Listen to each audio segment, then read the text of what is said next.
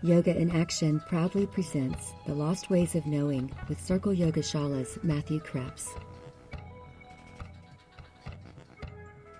Welcome, everyone. Let's give a brief summary of what the last episode was about so that everybody can be up to speed. We talked a lot about Tantra forming the ideological context for Siddha practice or Siddha-oriented practices. Remember that Siddha practices is composed of three, this tantric element, this hatha yogic element, and this alchemical element. And there's so much commonality between them that we feel like you kind of speak of one, you also speak of another. The symbolic imagery of this ideological universe that's tantric, David Gordon White has called erotico-mystical. And so there's a sexual, mystical flavor to what is going on here. And you could kind of begin to understand that by understanding that for the tantrics, the absolute can be seen as a rhythm between emergence and resorption, or what they would say emission and resorption, or sometimes the reflection of the generation of light and the reflection back of that light. There's this rhythm going on, but they focus not only on that, but that rhythm is an energy creation event, not only an energy use event. It doesn't only require energy for it to happen, but it also produces subtle essence. And you can see the erotic part being obviously that this is a rhythm and it's a certain motion, but it's a motion that involves sexual fluids or sexual essences. So the cosmos is engaged in this rhythm and producing essence, and the earth is, and the human is, and the gods are, and so on and so forth. So it's very important to see this context, because the sexual essence of the human is the homologue of the divine essence, which, for the alchemists, for instance, are the metals in the earth. So the Siddhas believe they can intervene in this rhythm and begin to accelerate and optimize the production of these subtle essences, and that if they're successful in that, then they get liberation from ignorance, but also power. The last thing I think is very unique is that now there's a possibility, if this intervention is successful, that the personality or the personal uniqueness of the practitioner might be transmuted into something eternal, might not only be something that comes and goes with circumstance, but could actually last. And I think that's a different idea of liberation when compared to something like the Upanishad, where the Atman is, quote, absorbed like salt into water, into the absolute. I think that's worth noting. In this episode, we're going to begin talking about the specifics of the intervention. What do they conceive of that meaning? What do they believe needs to happen in relation to this essence, right, that is produced? So let's say this, if the rhythm is between manifestation and non-manifestation, we have to think big. If the rhythm is between the production of light and the reflection of light, the yogis or the siddhas focus on the production phase. They want to limit what they would call externalization. And that means a certain set of things that we're going to be getting into over the course of a couple of episodes. But they don't just want to stop the rhythm. They want to mess with the phase of it that externalizes, because it is said that in that phase, more essence can be lost than is produced. Essence can be wasted. And so the siddhas really want to intervene in this externalizing phase, which they're going to equate with ignorance in some sense and things like that. There are 3 stages involved in this intervening in the rhythm of great nature: purification, immobilization, and reversal. Sometimes it's called ulata sadhana, and that means reversal, to go back. Sometimes it's called kaya kalpa sadhana, which means the regeneration or transmutation of the body. In this episode specifically, we're talking mostly about the preparation that has to happen and the ideas that center around purification for the reversal, quote unquote, of the intervention into the rhythm to be successful. And to do that, we need to go back to the Vedic sacrifice, because Siddha practices, like most of the things that have come in this series that we've been doing on history, are based around those sacrificial models. So let's jog our memory just a quick bit before we go into specifics. Remember that the essence of the Vedic sacrifice is the triad: fluid, fire, and wind. So now we're in a space in Tantra and Hatha and alchemy where the fluid, which remember was soma way back when, is considered to be semen or reproductive tissue, and in alchemy in specific, mercury. Well, the fire, which was Agni, right, in the Veda, is now tapas, because this is an individual microcosm intervening in a rhythm, and so heat has to be generated in an unusual way in that particular microcosm. So this is the yogi or the alchemist, right, or the tantric, generating heat, him or herself. And then, of course, there's prana, which is the wind. So we can go back to the Veda and find the origin of how preparation should be done and what purification might mean. So if Vedic ritual is the archetype, so to speak, for the Siddha's idea of intervening in great nature, where is the cosmic rhythm in the Veda would be a really interesting question to ask. And that could mean Rig Veda, that could mean in the Brahmanas. Remember, we're talking about that large corpus of literature. And David Gordon White points out that we do find that rhythm. There's a fundamental story about what he calls, quote, the alternation, which means the rhythm between manifestation and non-manifestation, or the rhythm between fertility and total lack of fertility, and so on.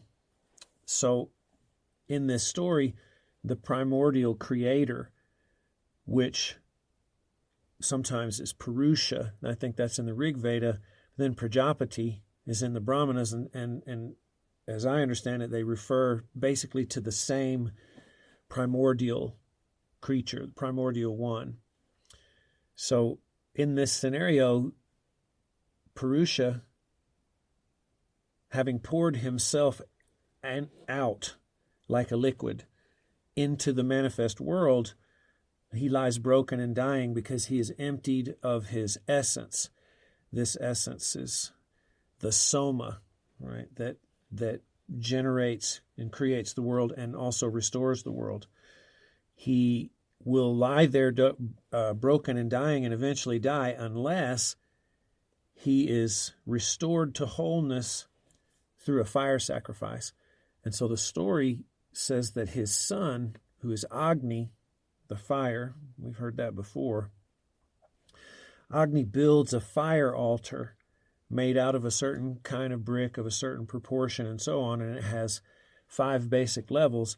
And in the building of this fire altar, he reconstitutes the body of his father. And performing the fire sacrifice, the father gets filled back up again with soma, with the life-giving elixir and fluid. And the alternation, or this going from empty to full, is restored again through the fire sacrifice. Here's what David Gordon White says specifically about that.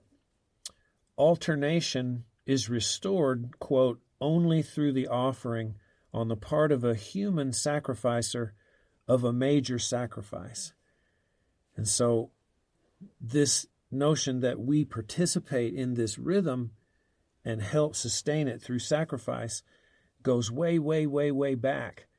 It's also very important to see here that this is a story about something going from fullness, in which its essence is in abundance in it, to, through an externalizing motion, that of making the world or pouring himself out, that there's a need for that to be regenerated. And the conditions, of course, are fulfilled through sacrifice.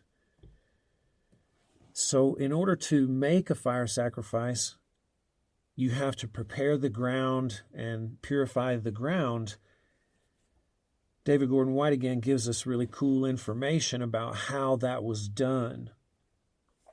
Here's what he says about the land on which the sacrifice is going to take place. Purification of the land involved, quote, sealing off mundane parcels of land through a series of purificatory acts, plowing and cultivating the land, allowing it to lie fallow, and finally covering it with a layer of sand, which symbolized the semen of the emptied Prajapati. So note first that the land is sealed off. This is pointing in a way to the techniques that bring us to stillness. In Hatha, it points way far down the line to Bandha, to Mudra, to things like that. You can see already in the Vedic sacrifice that in order for all this to get underway, something has to be sealed off in a certain way. But then it has to be purified. So here, the action is plowing and cultivating, then allowing it to lie fallow. And of course, it gets covered with sand, i.e., it gets fertilized. The land becomes the space upon which the Creator, Purusha, poured out his rasa, or poured out the soma. So now it's ready to produce seeds, or it's ready to have things planted in it. In the same way that the land had to be purified, the body of the sacrificer had to be purified. So the body of the person conducting the sacrifice has to be transformed in a certain way. Okay, it'll need to be sealed off in a certain way if this pattern follows, and it'll need to be purified through some kind of fire. And in that case, it would be fit to conduct the sacrifice. This process is literally called diksha. And I think literally that term means something like habilitation. Generally, you see it translated as initiation. And so the initiation of the sacrificer is a preparation and a purification for the sacrifice.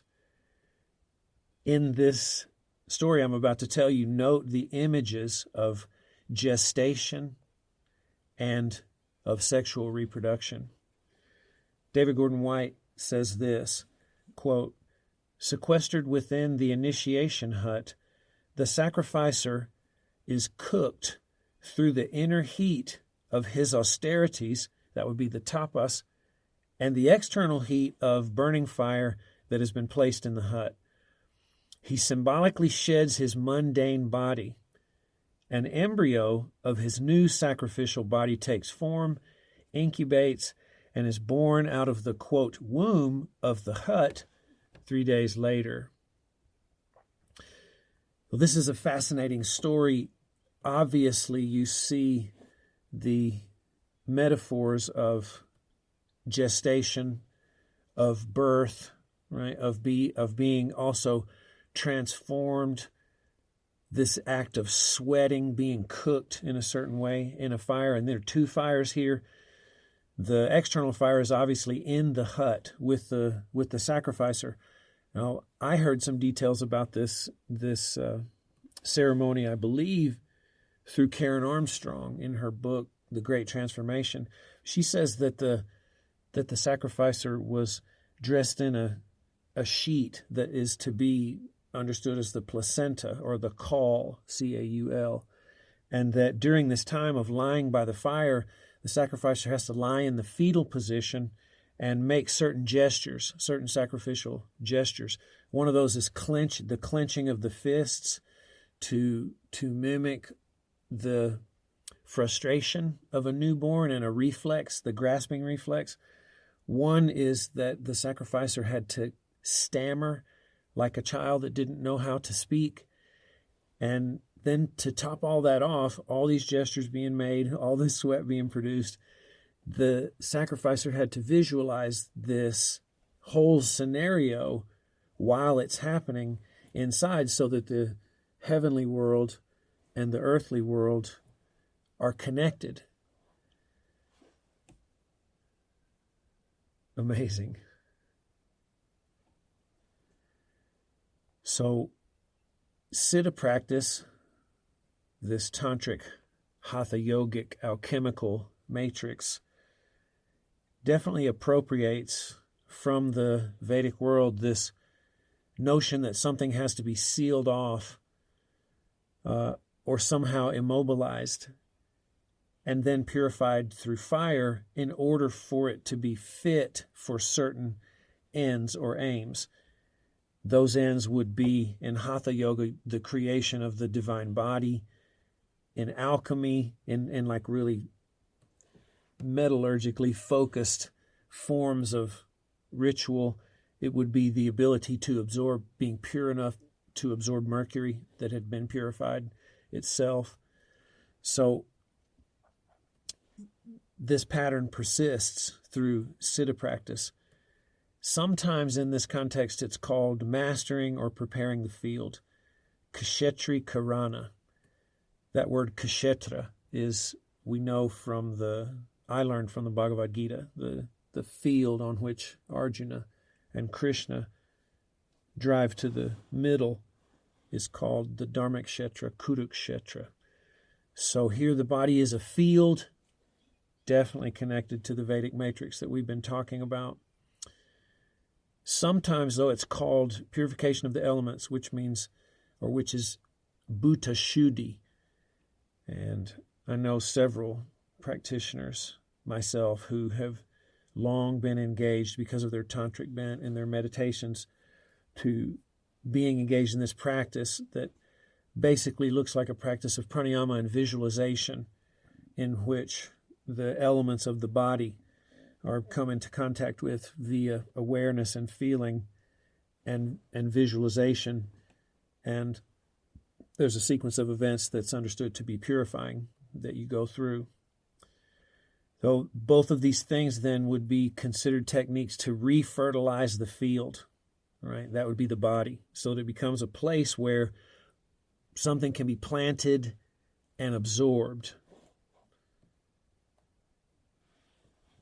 The idea of purification is really strong in the Hatha Yoga of the modern world. If we go to the Hatha Yoga Pradipika, which is a relatively recent, I'm not exactly sure when the dates are, but I would say definitely by, between 8 and 1100 CE, there's a system of 6 purifications called Shat Karmani. That means the 6 practices. And this is the basic sequence through which someone would be taken in order to prepare them or prepare the body for what's going to happen in practice. Let me run through them real quickly. One is called Dauti, and that's cleansing the stomach by swallowing a strip of muslin cloth, a real soft kind of cloth that's been moistened, swallowed down into the stomach bit by bit by bit, and you retain some, and then you pull it out really slowly. As I understood it, this is to rid the body of excess mucus, sometimes called kapha in the literature. The stomach is the seat of this energy, and we know it has a mucus lining. So the beginning of the process of purification and preparation starts in the digestive tract, in the most gross place about us.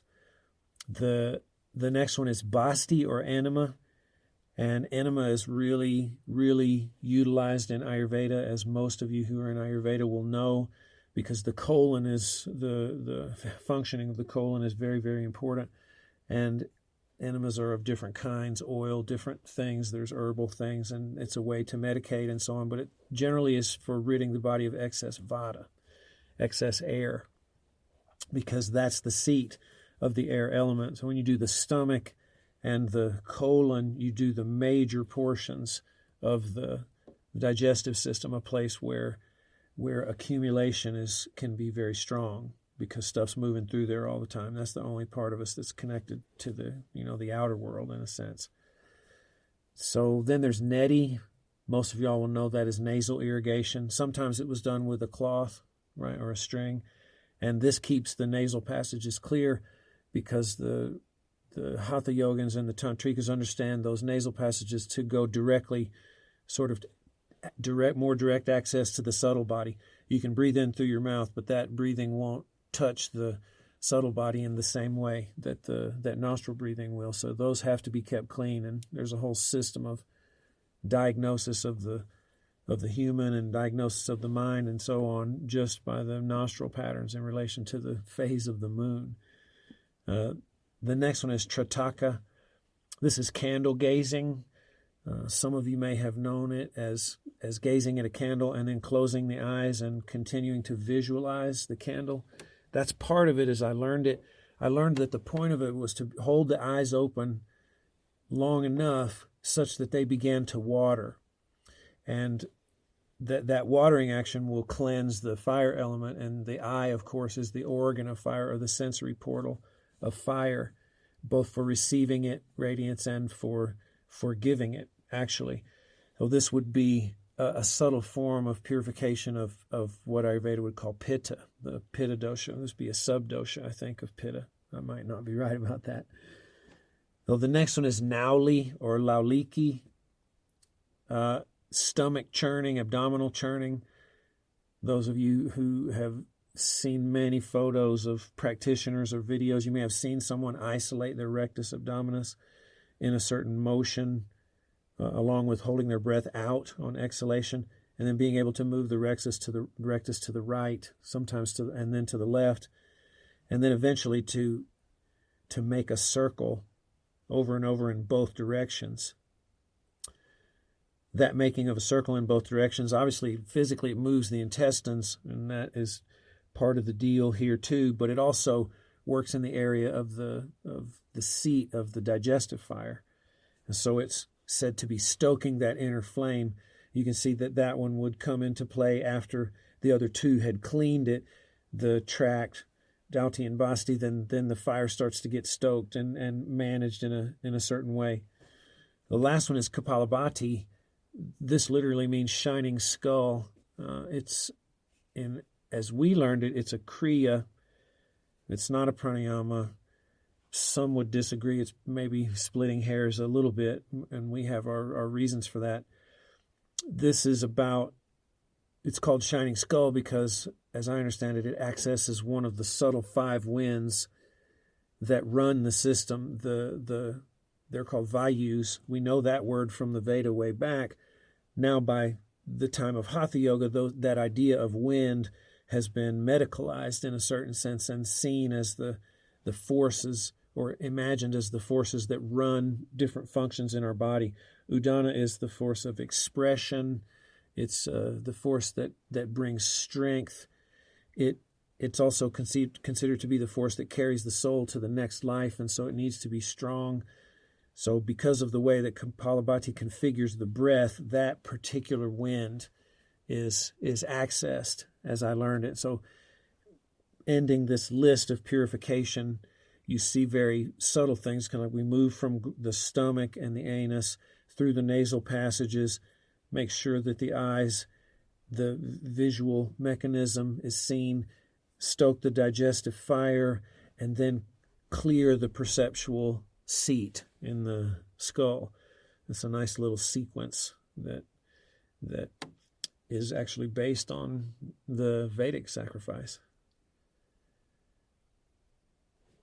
So if we get a little bit more specific, we can see further parallels between the groups of the siddhas and further expressions that they're all engaged in this same process that concerns itself with the production and maximization, optimization of essence, and that would be metal and sexual fluid. In Ayurveda, it's rasa. So I wanted to bring a few things to light about metal and alchemy in specific. We've said that the alchemists and the hatha yogis and the tantrics are all practicing a very similar thing, and so that means that people who were doing metallurgy or metal craft that was had a spiritual orientation to it, which is what's going on in this case, where we're working with Mercury, because Mercury is a divine sexual fluid, and if left in the earth, it's going to eventually become gold, because all the metals are ripening in the earth in the same way that our sexual fluids are ripening inside us, and we're just intervening in that process. We're going to cook it and ripen it and then use it in a certain way. And so alchemy comes from metallurgy, remember that. And the idea that there's this ripening process going on of this essence. So alchemists who are engaged in this process will ceaselessly cook mercury. They'll cook it in distillation vessels. Usually it has to be extracted from something called cinnabar, which is red. And there are many sacred sites where cinnabar is mined and used or had. And then once you cook it in a certain way, usually in some kind of distillation vessel, where it's cooked and the evaporated stuff sticks to the top of the vessel, and then that can be scraped off, and it can happen over and over and over again until eventually you get quicksilver, which continues to be purified. It's an amazing, strange process. Don't do that, any of you out there listening. Remember, we're doing history, and we're trying to understand a set of images for our imagination in particular. So while all this purification of mercury is going on, because the macrocosm mirrors the microcosm, the alchemist understands that he or she herself is being purified and needs to actively engage in that process. So strict diets are observed over the course usually of like a lunar fortnight, like 15 days of really strict diet in certain phases of the moon. And the idea there is to try to remove every bodily impurity with which the mercury that you're eventually going to ingest these tiny amounts of might react. So if we keep this idea of purification of mercury and the purification of the body and the rasa, or the sexual fluid in the body, and also that the hatha yogis were involved in this process, that means there's sweating and there's techniques and so on, and there's those 6 purifications that I just mentioned, the shat karmani. We can take these parallels about that we're talking about purification and preparation further. So there are many techniques for purifying mercury, but there are 2 in particular that relate to hatha yoga in a really interesting way. One technique for purifying mercury is called sweating. It's a form of cooking. And one is called rubbing. Sweating is svedana, and rubbing is mardana. Svedana, or sweating, is one of the primary techniques in Ayurveda that those of you who know Ayurveda will be concerned with. It's one of the ways to rid the excess fire element from the body. Mercury is sweated, and then at a certain point, after it's been extracted, it has to be, quote, rubbed, and that means moved and stirred in a way, or mixed in a way, and it eventually takes on that shine that we all know as quicksilver through that process. Well, both of these obviously relate to the Vedic initiation. Remember, the sacrificer sweats in the hut as he behaves like an embryo. In Hatha, sweating was considered to be a sign that the shat karmani have begun to work. And so when someone sweats freely in their practice, it's a sign that the flow inside the body is beginning to open up, and that it also is remaining continuous. And so the idea was that you stay clean a little bit from the inside if you sweat in a certain way. So most of the techniques of Hatha, remember, in the space of forceful yoga, most of them are designed to be sweat-inducing, and that would include the pranayamas and the bandhas, as I understand them now, more directly in relation to these practices and these images that we're calling siddha yoga. So after the period of sweating subsides, the hatha yogan is instructed to literally rub that sweat back into the skin. This is something that I heard very long ago in Ashtanga Vinyasa circles, because I practiced that form of asana for a long time. This is something we were told to do like right away, that when the first series was over, usually I was sweating at that time, that we are to rub that sweat back in to the skin. So that's an amazing practice that relates directly to alchemy, right? And the idea of purification and so on.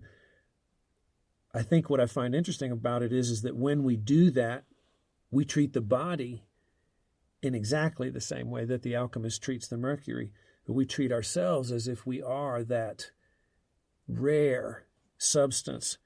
We treat ourselves as if we're going through this process that is aiming toward gold or consciousness or whatever in the case of the siddhas, right? The adamantine body, the diamond body. So let's make a summary. For the three intermingled branches of siddha practice, the creation of the immortal body and its powers of transmutation, that's the aim, remember? That has to be preceded by periods of preparation and purification. So these elements of practice for the tantrico, hathako, alchemical practitioner for the siddhas are patterned on the Vedic ritual. And we showed that through the story of Prajapati's rejuvenation via his son Agni piling a fire altar that reconstituted his body and then conducting a ritual that filled him back up with his essence. In Hatha and alchemy, the same process is going on. It's been internalized in the same way that the Vedic sacrifice got internalized in the Upanishads, for instance. In Hatha and alchemy, it's called preparing the field, remember? Kshetri Karana. In tantric ritual, more so, it's called purification of the elements, or Bhuta Shuddhi. These two practices are deeply symbolic and involved in purification, preparation of the physical body so that it doesn't interfere with what is supposed to make its way to the subtle body. After this process of purification and preparation is successful, we still then have reversal, and reversal is preceded by something called immobilization. And so the next episode, we're going to talk specifically about that. What is this obsession with bringing something to stillness? I hope this has been interesting for all of you. We sure appreciate your listening. God bless you, and we'll see you next time. Thank you for listening.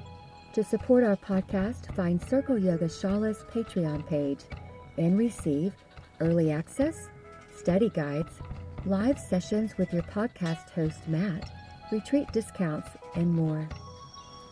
Circle Yoga Shala is a school for yoga, creative movement, and self-inquiry in Arkansas's Ozark Mountains. Offerings range from beginner yoga teacher training to an internationally accredited yoga therapy program, as well as Ayurvedic cooking courses for individuals and professionals like chefs, nutritionists, and life coaches. Additional retreats include equine inquiry, CEUs, yoga and recovery, and so much more. Subscribe to our quarterly publication, Yoga in Action, a comprehensive body of literature. To know more about our in-person offerings, visit circleyogashala.com.